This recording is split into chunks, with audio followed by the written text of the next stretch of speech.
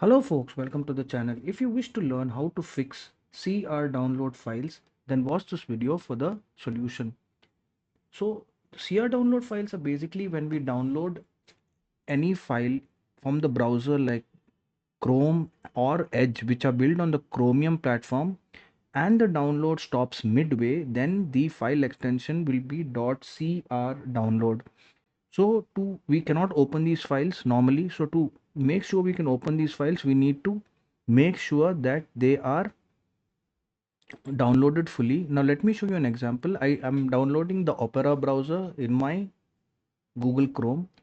Now I did not download it fully. I will open the folder in which it is.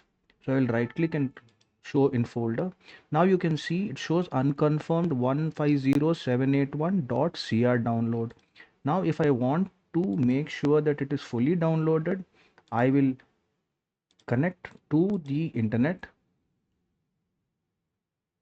and once I'm connected it should start resuming, and now it is done. Now when I open the folder, you can see that it is the Opera setup file, and this no longer has any relevance.